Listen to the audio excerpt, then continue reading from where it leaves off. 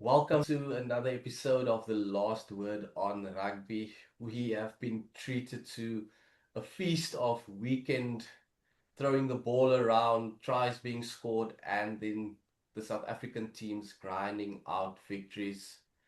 It was a good, if I can call it a panacea, for the previous weekend. I'm talking about the Boks now, but yes, like how sublime was the Springbok women in their opening Rugby World Cup encounter. Putting on a 60 pluser in their first game, the opening game. There would have been lots of nerves, plenty of jitters. Some girls would have thought, yes, like, am I really playing on the stage? But how brilliant was that match against Brazil? They came out firing. They laid the foundation with their pack, and you could see a typical Springbok blueprint rugby there. They went hard at the Brazilians. Yes, a 26 a half point score for them, but then they just opened the taps, and that's what they call that maak sag en slaan hard. That's the Afrikaans saying. You soften them up, and then in the second half you hit them. But yes, like guys, welcome first of all, Mike John. Another episode where we can speak about some proper Springbok rugby across the two teams. The women, how sublime were they in their first encounter? Yeah, look, I think what summed it up was how emotional Swys de Bruin was after that game. I mean, he was choking back the tears. Yeah, The ladies delivered. It was, look, people say, okay, Brazil are 24th in the world, but jeepers, they tackle, eh? yeah, They never stop tackling. And I thought, you still got to put those points on the board, even if you're playing a perceived weaker team. You still got to go out and score those tries, and they did. I thought they were amazing, and Swayze said he described it as a delightful performance, and he just said, "I'm just so happy for these girls because they've worked so hard. I mean, and really they." The Springbok woman to me is a South African good news story, and I'm not just talking sport good news story. I mean, the way they have picked themselves up. I mean, 5, 6 years ago, they looked like a team that was just thrown together. And now you're seeing a professional outfit with a proper identity, who are working as hard as they can. I mean, SA Rugby must take a bow there. They've invested in women's sport, and they've got the correct people in terms of coaching. The sponsors are behind them. So they're on an upward trajectory. And I think the way their pool is structured is really cool because they're starting with like the weakest team. Then they go to a stronger progress team. slowly. They're progressing. They're progressing. So, look, I mean, yeah, Italy, they lost twice to Italy about a year ago, but only about 4 or 5 points. And I say, watch the space. They're going to win. And just my last word, 66-6. That's 666. Isn't that some of an omen? Yeah, it was a fantastic performance in the sense that there a lot of those girls were at the previous World Cup and they were sort of humiliated in a lot of those matches, didn't come away with a win. It was actually our first win at a Women's World Cup. So that was really fantastic. But as you said, that DNA, they play that perfect skopskiet and donor rugby where they actually pummel you up front. I mean, they've got Yeah. some amazing ball carriers. Mm. Wow, man. They've really got some amazing ball carriers and they've got workhorses and then they've got magic at the back. I mean, I just looked at the way Beandre Dolph ran the ball back from fullback. She reminded me a lot of Gio Apollon and his pomp. Just Yeah. a lovely, balanced runner, a bit of a swerve. Oh, it was good to watch. I think, they really made my Sunday. And I definitely think they can beat Italy. They would have had a lot of confidence from this performance. The Mm. forwards are firing, and that's the most important thing. If the forwards are firing and they can set a platform, there could be fireworks. Yeah. And I mean, we have a hat-trick hero in Cesarella. Um, and just the way the Andre is there. You hear that Andre and her kicking. I don't know if you guys saw, but yes, like she Yeah. was kicking the Yeah, ball so it was sweetly fantastic. through the poles. And you mentioned Dolphin now. I mean, Swys raves about her. He absolutely loves her. I was privileged to see her play in Klebeja against Canada, and the way she runs and slices through defenses, it's just like you said, with that Gio Aplon-esque from the back, Cheslin Colby when he was still playing a bit of fullback here for the Stormers. You see those sleeky runs, and you realize, yes, like it's not just in the Springbok men's side that we get to see this. And it We was actually actually seeing it here. interesting. On the flight, because they played Canada in Pretoria, and before flying back to P, and they flew back with the men's team, and she actually sat next to Cheslin on the plane, talking about rugby. Chesy giving her some advice, Yeah. and that is just wonderful to see, man. Mm, And but also we talk about the talent in the women's team, but also the backstories, Yeah. where these girls come from. mm, mm, Um, mm, mm. I mean, Dolph, for instance, she grew up in Uitenhage, now called Kariga. Talking about how she played touch rugby with the boys in the Boys street, in the and street. how Yeah. she skinned and stepped them. Those are some fantastic backstories, and it's just wonderful now to see everything spilling out on the field. Onto the field. And I think now with the women also having their own professional setup, Mm. their own professional rugby league. The Bulls are very much sorted.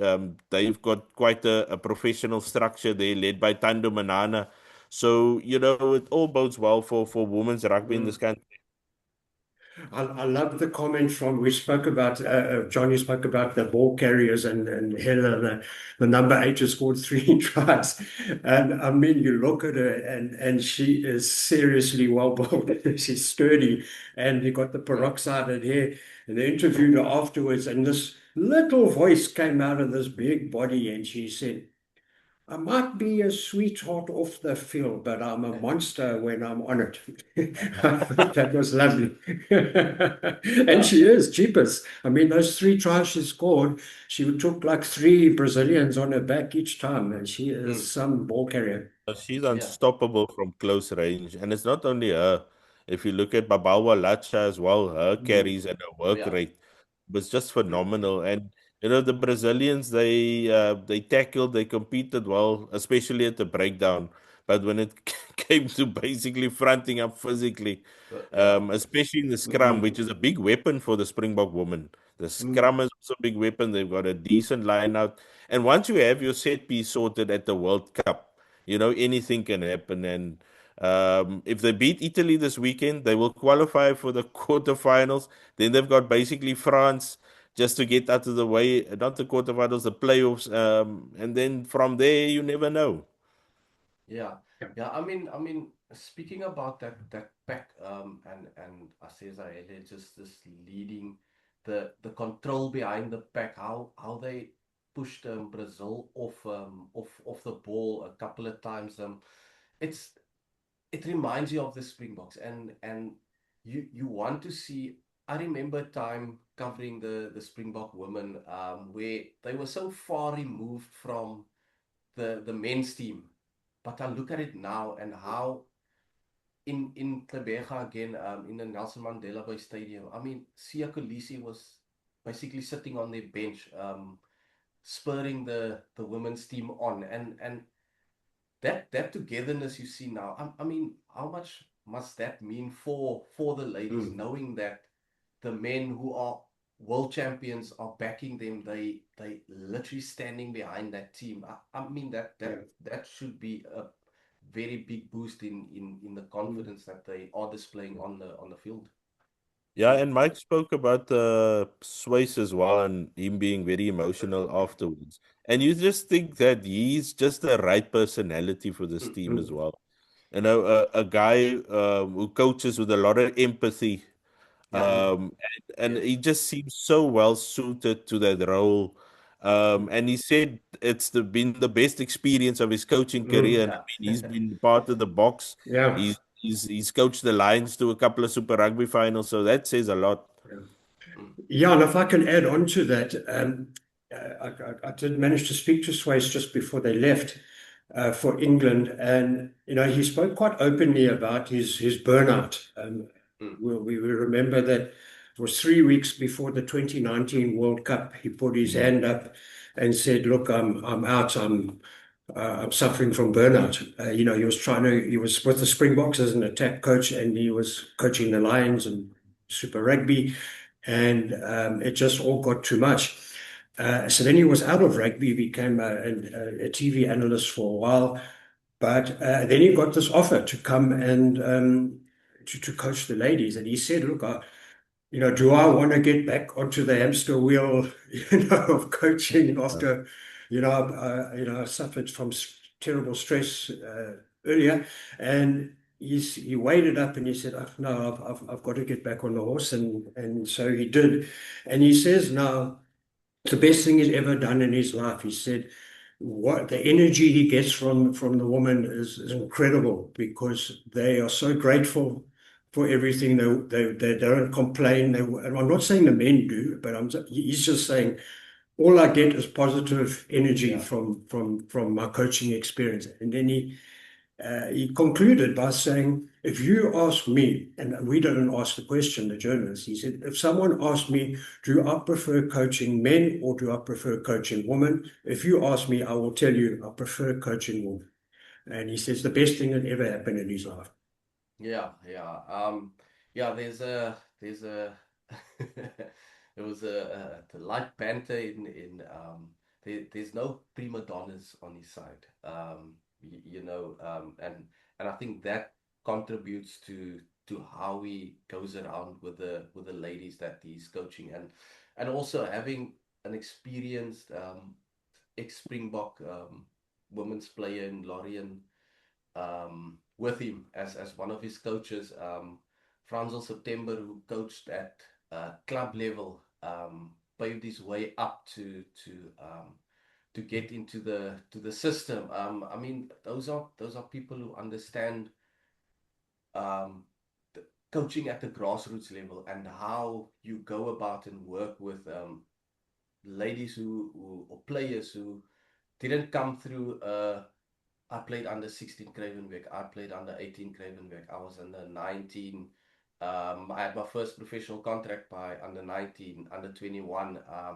Sometimes uh, those things get in the way, but they were coaching amateur players, players who hardly played in a senior professional setup, apart now from some of the Springbok Sevens ladies, but also they have a fairly semi-professional program because they're not full-time on the circuit. So it just seems like everything is coming together in the Springbok women's setup. And Italy this weekend, Mike, I don't know what you feel if they need to stick to what they have been doing. We know they can switch up their game plan, but I just feel Italy. It's another case of forwards, forwards, forwards. Hit them, break Yeah. them down. Yeah, so 100%. So Italy in their first game, I think it was France. France beat them 28-0. Yeah, and France are pretty good, but I feel Italy are there for the taking for the Springboks because of the reasons that John has given, is that we've got a firing pack of forwards. And when you've got that, I mean, you've got that platform. From there, I mean, you've got so much better chance of winning. Yeah, And when I look at how Italy played that game, I don't see how they have improved much from when the Springboks played them last year in two games. But I look at the Springboks and they are a different team. So yes, Italy's sitting, I think they're seventh on the world ranking. South Africa is 12. But the exponential improvement in the Springbok team compared to where Italy seemed to just be where they've kind of always been. The Boks are on an upward trajectory. And yeah, if they can just keep their feet on the ground, I honestly think they Italy are there for the taking. For me, what was the biggest positive besides obviously the pack performance against Brazil, the score they put on, but the biggest positive for me was their improvement on defense Mm, because that was one of their Achilles heels during this the games against Canada they played against the Black Ferns. Yeah. Is that when teams can strike when they can get space out wide, teams can actually hurt the Springboks. We saw that especially at Athlone Stadium against the Black Ferns and Brazil. They while they're not the biggest team, they had a few speedsters there. They had a few guys that could play the ball at the back, but every time they got the ball in space, South Africa really scrambled well in defense, and they got hit hard also in midfield. So I think that is where the improvement has come um, from last year as well. That was, I mean, the Springboks have always had a lovely pack, good set piece, but now it seems like over the last couple of weeks they've really worked on their defense, especially in the wider channels. So they've not with Brazil not conceding a try, that will also just give them a lot of confidence as well that they can on the other side of the ball that they can do the business. Yeah. And I what I just want to see is that they remain focused on just what Italy will bring this weekend. Sometimes you tend to get too far ahead of yourself in this type of competitions. I know it's probably they would see it as uncharted territory because one win can get them to the place that they want to be at. But focusing on just that one win, getting there, and not the journey to get there can can can possibly be one of their own stumbling blocks that they create. So hopefully all goes well. They are preparing properly for what Italy will bring. Um, Franzel said they want to fix a few things. Swys highlighted the breakdowns as well. And then striking when they are within striking distance. They spurned a few chances against Brazil. The score could have been even bigger, but it was their first game. So yes, they acknowledge that there are quite a few departments that they need to be better in, but they have a week to prepare for what awaits against Italy. Yeah, and what's going to be important, I think, this weekend is also the box. They won big last week, so even if they lose, if they can maybe get a bonus point Yeah, this weekend, it's going to be really important because we could see this group actually going down between those three teams, France, mm, Italy, and South Africa, that it might be a bit of a shootout towards the end. So we don't know how Brazil is going to go against Italy, but it was really important to get that sort of 60-point buffer yeah, in the first game because you never know what can happen. You can maybe lose a tight one, still get a bonus point, but then that points difference at the end yeah, could be really important. yeah. That could be the saving grace. You're right. Yeah, and as of now, they top the Pool D standings. So hopefully they can carry that into this weekend's game. Another one of our national sides, they touched down in New Zealand on what was it, Wednesday midnight that time, which uh, which shows that they know that they have to acclimatize and mm, adapt as soon as possible to be able to withstand what is coming their way in the next two yeah. rugby championship tests. Mike, Yeah, obviously, it's been a thing of Rassi, Erasmus, and the Bok management to get the boys in yeah. New Zealand and Australia a week and a half in advance so that they can acclimatize. Is that something Yeah. that works? Is it necessary to do that? Yeah, no, absolutely. Look, I was fortunate enough. to travel with the Sharks in Super Rugby many, many times to New Zealand and Australia. And I mean, I was just the journalist shadowing the team.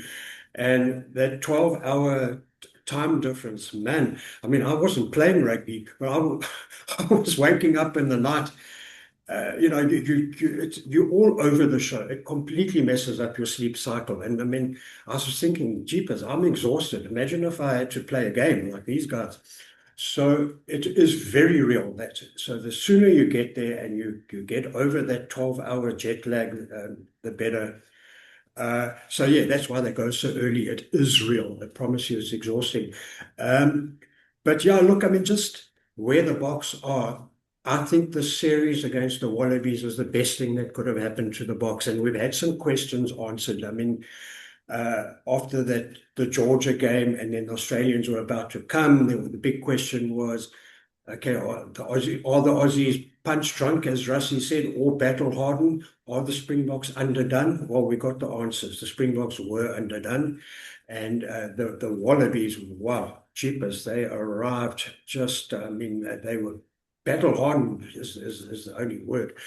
Um, and who would have predicted before they came that Australia would leave South Africa with 5 rugby championship log points to the 4 of the Springboks, would outscore the Springboks 9 tries to 6. So now the Springboks are battle hard. And they've got their feet firmly on the ground. I don't think we can ever accuse the Springboks of being arrogant or complacent, but they do know, and I love that. There's a Kiwi phrase, uh, they've been kept honest. They've been kept honest by Australia. They know where they are. Yeah. And I just think what Rassie will want, and this would be utopia, is if he can now take that sublime 20 minutes of Ellis Park, that opening 20 minutes, and combine that with the pragmatism that they showed in Cape Town, then you've got the perfect Springbok performance. And I think that's obviously what he will be aiming at. Still, have a go at scoring those great tries, but also keep your feet on the ground, go through the basics, sort your set pieces out, bring more kicking into it. I mean, they kicked twice as much in Cape Town as they did in Joburg. Yeah. So I think Rassie's looking for that perfect balance now. John, Yeah, are the All Blacks almost. vulnerable? Are they vulnerable after that Argentina loss? I think they are. They weren't very good in the second test. I think they would admit, and also their discipline was terrible in that Yeah. second test. We often speak about Argentina's discipline Yeah, I because was just gonna it say. seems like somebody who translated the law book from English to Spanish didn't do a great job. But Argentina are normally the ones on the sort of wrong side of the ref. But yeah, the All Blacks' discipline is really bad. And I think it's going to come down to that discipline on the day. Interestingly enough, the All Black YouTube page, they've been it's sort of been playing the World Cup final on repeat, which has been odd. So I caught a glimpse because that was basically a massive game that was determined by sort of Sam Kane's red card. The Yeah. Box could have lost the match in the end because Sia got the yellow, Cheslin Colby got the yellow. So for me, it's going to be all about the discipline, and the Springboks' discipline hasn't been great. Yeah. Conceding a lot of penalties also, Yellow especially in Joe, cards. where they were outgunned at the breakdown. That for me is going to be discipline and the breakdown, because Adi Sevilla, he's probably one of the best rugby players in the world, and at that breakdown, he is magnificent. So countering him there is going to be really important. But the biggest question mark around the Box, will we see Sia Kolisi? Yeah. People said he was going to be out for 4 to 6 weeks. Suddenly he's on a plane to New Zealand. Was he again at Wasaki Naolo's doctor? So for me, Peter Steph the toy also coming back. That's gonna be, I think, that's gonna be a game Absolutely. changer as well. His experience, his work rate. With Sia back, where's Sia gonna play, 6 or 8? That's gonna be another question mark. And because at some stage also, and I think we touched on it before the Wallabies game. At some stage, the Boks will have to pull out their best team. Mm. They'll have to put their best 15 players on the park who they think can win a test match. There's been over the last couple of years, even leading up to the previous World Cup, there's been a lot of rotation. But I think for these two tests, you have to pick your best team, whether it's on form, whether it's uh, on experience. The best 15 should walk out. Yeah. Listen, I enjoyed quite a bit of uh, reading from Gregor Paul this past week. He's one of the top New Zealand scribes. Been writing about the All Blacks for years, years, years. And he, in the line of, called them the dumbest, dirtiest players. And and to see someone apart from our good friend Ben Smith criticizing another national side as being dumb and dirty is it's quite refreshing. But like you mentioned, John, those yellow cards, they can't afford that against the box. The box on the other hand can't afford I mean, what who was it, Apelele that got that late card, and it almost ruined the Boxers game here in Cape Town when he slapped the ball down um in a very vital time of the game. So hopefully both teams can sort out their discipline ahead of that 6 September meeting, and we'll see a crack of a game. I have a feeling that this series will go down as 1-1. Um, just because both sides, that they don't look red hot, they don't look like the Box and the All Blacks that people know. And then it's going to come down for the Box. It's going to come down to what they do against Argentina and the All Blacks. It's going to come down to what they do in those Bledisloe tests against Australia. I think that's where I'm leaning towards this rugby championship title is going. I don't know how you guys feel. What the outcome of the next two tests will be. It's very close. It's close to call, eh?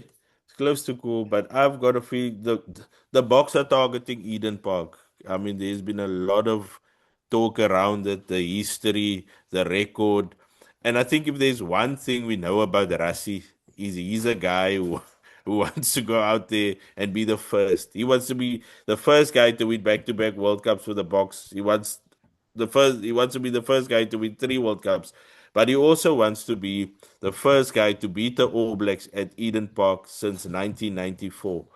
And that for me is that's why I think maybe they held a bit back against Australia, not in terms of the physicality and sort of their motivation for the game. I think in terms of the planning, because against Australia in Cape Town, it was wet underfoot. They hardly mauled. The first maul in the spot that the Springboks actually executed was in the 55th minute, Yeah. and that is quite surprising. You would think that they, with the plan that they came up with, um, to against Australia in that game, is that they would maul. Obviously, they had Will Skelton, which is a man mountain at stopping mauls. That could have been maybe one of the reasons why they didn't maul. But for me, they maul, even if they have a midfield maul. That is one of their most potent weapons, because it not only sort of draws in the opposition, and you can maybe get a few meters here and there, and you can maybe get a penalty there, but it also saps the energy from the opposition, especially if you go with a 6-2 bench split. There's six fresh forwards coming on, so you can maul. Have a go with them all, because that is basically what they did so well last year, if you remember, at Ellis Park and in Cape Town against the All Blacks. where they converted quite a few of their mauls close to the All Blacks line. So I think that is going to be one thing that we are definitely going to see is the return of the maul. Guys, thanks again for joining. While the Boks take a backseat, we will all be looking towards the Springbok Women this coming weekend as they take on Italy in their second Rugby World Cup match. We wish Swys de Bruin and his team all of the best. They will be looking to fly the flag for South Africa in the absence of any Springbok men's rugby. You've been tuned into another episode of The Last Word on Rugby. If you haven't yet, our YouTube is The Clutch. Click that like button, follow us, share the channel as we bring you the latest rugby news every weekend ahead of those tests. Guys, hopefully there's some good rugby to watch. Enjoy the weekend, and we will be back for the Springbok preview. It's that big Eden Park game on Saturday next week. We'll talk then. Cheers. Can't wait. Thanks, guys. Cheers, guys. It's going to be a cracker. Go the Bok Woman.